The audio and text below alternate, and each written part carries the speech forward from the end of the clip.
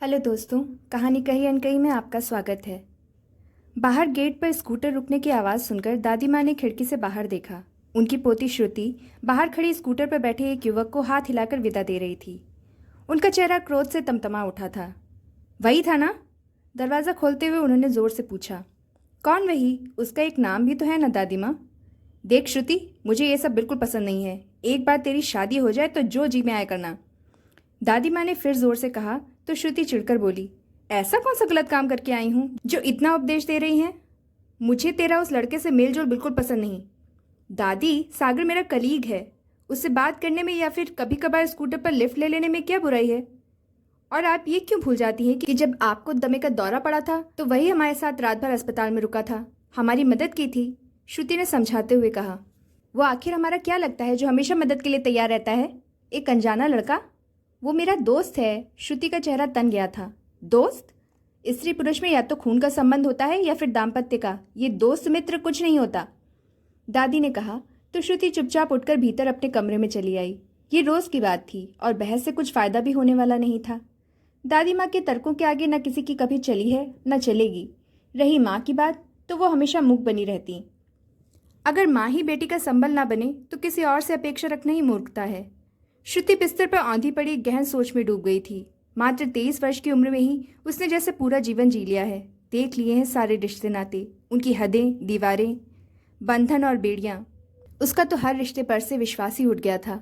अगर सागर जैसा दोस्त उसके जीवन में नहीं आता तो वो न जाने कब तक अवसादग्रस्त जीवन जीती रहती, हर खुशी से विरक्त, निर्लिप्त सी।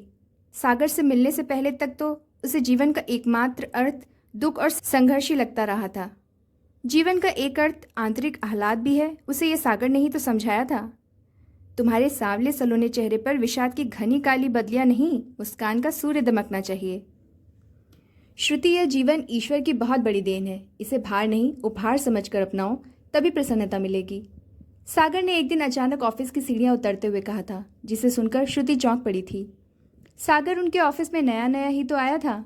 श्रुति के सामने वाले केबिन में बैठा वो अक्सर उसे गौर से देखता रहता और नजरें मिलने पर पलकें झुकाकर काम में व्यस्त होने का दिखावा करने लगता।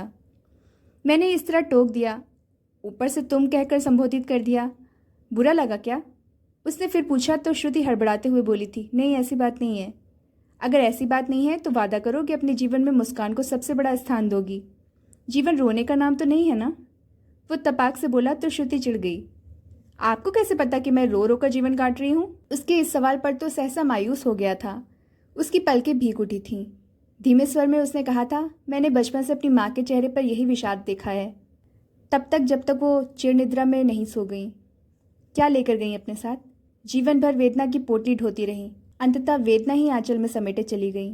पर मुझे अमूल्य थाती के रूप में एक गूढ़ रहस्य थमा गई कि जीवन का नाम केवल हंसी है। कैसी भी परिस्थिति क्यों ना हो, एक मुस्कान, एक सकारात्मक सोच सारी जड़ता हर लेती है और वहीं से जीवन का स्पंदन सोते के रूप में फूटकर आत्मा को सिक्त कर डालता है। क्या मैं गलत कह रहा हूँ? श्रुति आंखें फाड़े सागर को निहारती जा रही थी। ऊपर से शांत प्रतीत होने वाले सागर के अंतर्मन में कितनी धड़क है, कितनी पीड़ा है, कितनी सच्चाई है। किस सोच में पड़ गई तुम? शायद आप सच कह रहे हैं। श्रुति अनायास मुस्कुरा उठी थी। तो वादा कीजिए, अब कभी मायूस नहीं होंगी आप? आप नहीं, तुम ही ठीक है। तो हमारी दोस्ती पक्की? सागर हंस पड़ा था। बिल्कुल पक्की। वो भी दिल खोलकर हंस पड़ी थी। रास्ते भर ऑटो में बैठी वो अतीत की गलियों में घूमती रही थी। कितनी कठिन होती है खुशी, जिसे पाना तो सभी चाहते हैं पर सहेजना नहीं जानते। सहेजना भी यदि जानते हैं तो भोगना नहीं। श्रुति के लिए तो आज तक खुशी शब्द केवल शब्दकोश का एक शब्द मात्र रहा है। बचपन से केवल दुख ही देखा है, वही भोगा है और उसे सहेजा भी है। मात्र 2 वर्ष की अबोध उम्र में पिता का साया सर से उठ जाने के बाद असहाय माँ की दारुण दुर्दशा और अकथनीय वेदना की वो पल पल साक्षी रही है। वेदना की साक्षी आंखों में खुशी की कल्पना की कौन भी नहीं होती। आह्लाद का निनाद भला कैसे संभव है? पीड़ा का जहर पीती, परिजनों की उपेक्षा का दंश झेलती, वो कब बचपन की दहलीज लांग युवावस्था में पदार्पण कर गई, स्वयं उसे भी पता नहीं चला। बड़े चाचा ने मेहरबानी करके इंटर तक पढ़ा दिया। गांव के छोटे से स्कूल में पढ़ाते पढ़ाते एक दिन एक प्रतियोगी परीक्षा में सफल होकर वो शहर के इस ऑफिस में पदस्थापित हो गई। समय तेज गति से चलता हुआ उसे यथार्थ की पथरीली भूमि पर फेंक गया था। दादी को भी श्रुति साथ ले आई थी। उसने स्पष्ट अनुभव किया था कि गांव का समाज हो या शहर का, एक छिद्रान्वेषी दृष्टिकोण हर जगह समान ही है।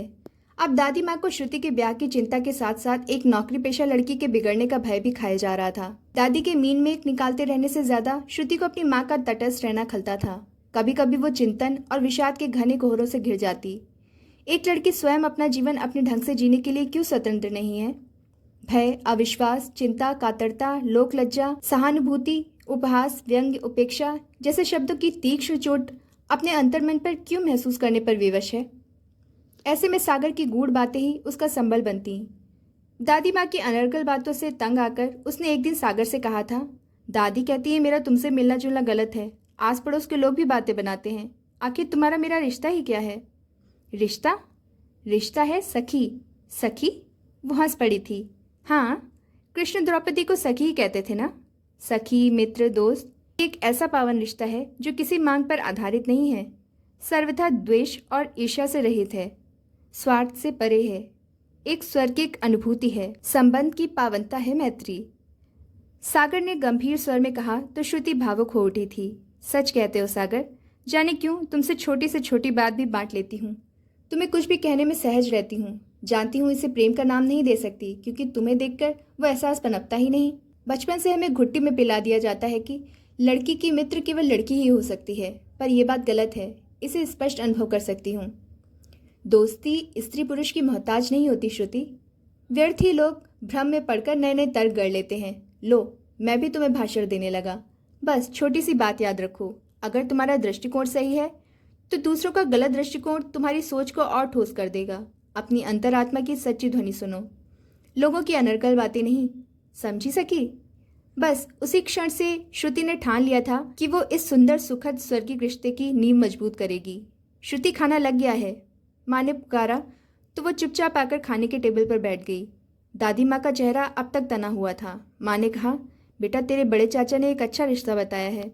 तेरी दादी और हम सब चाहते हैं कि तू एक सुखी संपन्न घर में चली जाए। इतनी जल्दी क्या है माँ? श्रुति ने धीमे स्वर में कहा तो दादी चिढ़कर बोली, जल्दी? 2 महीने बाद 24वां पार कर जाओगी। तुम्हारी उम्र में हम लोग घर गृहस्थी में रम चुके थे। तुम आखिर कब करोगी शादी? मुझे थोड़ा समय और चाहिए दादी माँ। मैं श्रुति की बात बीच में ही काटकर दादी ने कहा, फिर वही बात, अरे लड़की, कहीं तेरा दिल उसी सागर पर तो नहीं आ गया? हाथ जोड़ती हूँ तेरे, अगर उसी से नहीं लगा है तो कर ले उसी से ब्याह, पर जग हंसाई मत कर। कल पड़ोस की मिश्राइन। श्रुति खाना छोड़कर उठती हुई बोली, दादी वो एक बच्चे का पिता है, सुखद गृहस्थी है उसकी। भारी मन से श्रुति बेडरूम में चली आई। मन में फिर मंथन उठ खड़ा हुआ था। न जाने दुनिया का दृष्टिकोण इतना एकांगी क्यों है।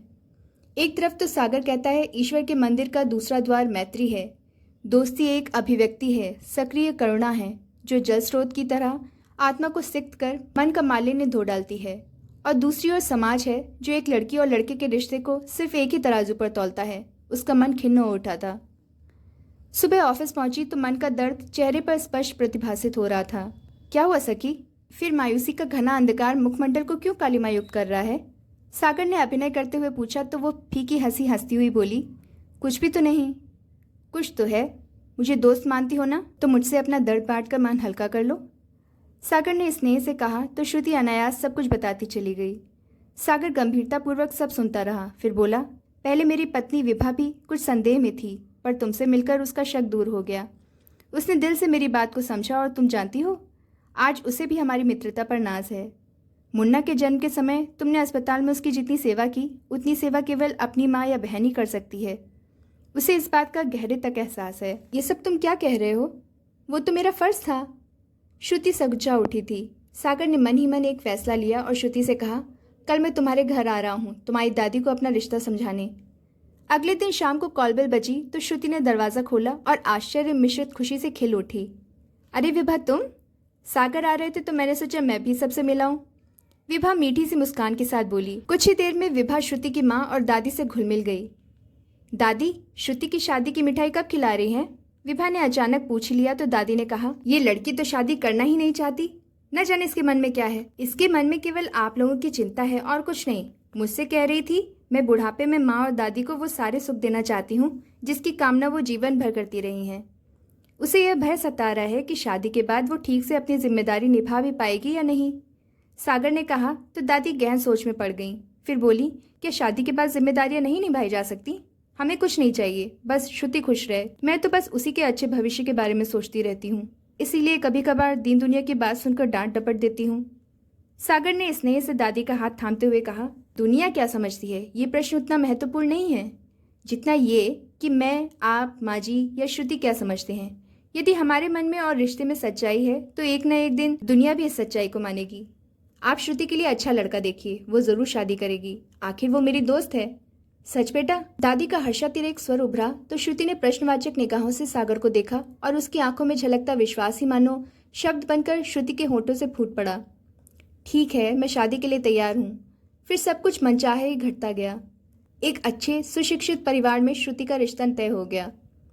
उसके विवाह में सागर और विभा का सहयोग उसकी निश्चल मैत्री का प्रतीक बन गया था। श्रुति विदा होकर इसी शहर में स्थित अपने ससुराल चली आई। रस्मों रिवाजों के बाद एकांत के पलों में उसे अपने पति आनंद को समझने का मौका मिला। पहली ही नज़र में आनंद का सहज व्यवहार उसकी आत्मा को स्पर्श कर गया था। दूसरे दिन उपहार में मिले सामान को देखते समय श्रुति की निगाह एक खूबसूरत पैकेट पर पड़ी। सतरंगी कागज में लिपटे उस पैकेट पर किसी का नाम लिखा हुआ नहीं था। उत्सुकतावश उसने वही पैकेट पहले खोला तो 2 खूबसूरत घड़ियों के साथ एक कलात्मक कार्ड भी निकला। कार्ड पढ़ने में वो इतना खो गई कि सामने बैठे पति का भी भान नहीं रहा। मैत्री के एक स्वर्गिक अनुभूति से उसका रोम रोम आह्लादित हो उठा। किसका कार्ड है, जरा मैं भी तो देखूं। कहते हुए आनंद ने श्रुति के हाथ से कार्ड ले लिया। खोलकर देखा तो अंदर सुंदर अक्षरों में मानो जीवन का संदेश उकेर दिया गया था। सुनो सखी, जीवन की इस स्वर्णिम मादक बेला में दाम्पत्य की पावन अनुभूति को सतत महसूस करते हुए भी यदि कभी किसी क्षण मेरी आवश्यकता महसूस हो तो बस एक बार पुकारना, सम्मुख पाओगी। और हाँ आनंद जी, हमारे पावन रिश्ते को किसी की बात सुनकर या फिर श्रुति द्वारा कई बार मेरा नाम लेने पर गलत ना समझ जाएं, इसलिए एक बात कहना चाहता हूँ। जीवन जब चारों तरफ से दुख और पीड़ा से आपूरित हो उठता है ना, तब मैत्री की अभिव्यक्ति ही आनंद का सृजन करती है। मैत्री तो वर्षा की तरह होती है, संपूर्ण धरा पर फैल जाने वाली जल बूंदों की तरह, आत्मा को स्नेह कणों से आच्छादित करने वाली। सच्ची मैत्री तो जीवन का बुलावा है, जिसके केंद्र में मात्र संवेदना, करुणा और प्रत्येक परिस्थिति में संबल बनने की प्रेरणा सांसें लेती हैं। ऐसे में स्त्री पुरुष जैसे प्रश्न क्या गौड़ साबित नहीं होते? मुझे श्रुति और अपनी मित्रता पर गर्व है। आने वाले खुशहाल पलों की हार्दिक शुभकामनाएं। आप दोनों का मित्र सागर। पत्र पढ़कर आनंद ने स्नेह से पत्नी की तरफ देखा। भीगी पलकें आशा और विश्वास को मानो स्वयं में समेटे अपलक उसे ही देख रही थीं। तुम खुशनसीब हो श्रुति, जो ऐसा दोस्त मिला। आज के भौतिकवादी युग में एकमात्र मित्रता ही तो दुर्लभ है। इस पावन और दुर्लभ संबंध को जीवन भर मुट्ठी में बांध कर रखना। मुझे भी तुम दोनों की दोस्ती पर नाज है, आनंद ने कहा तो श्रुति खुशी से खिल उठी। सच? बिल्कुल सच सखी, आनंद ने ठाका लगा दिया। दोनों की मिश्रित हंसी कमरे में जीवन की मधुर गूंज मादक निनाद बनकर फूट पड़ी।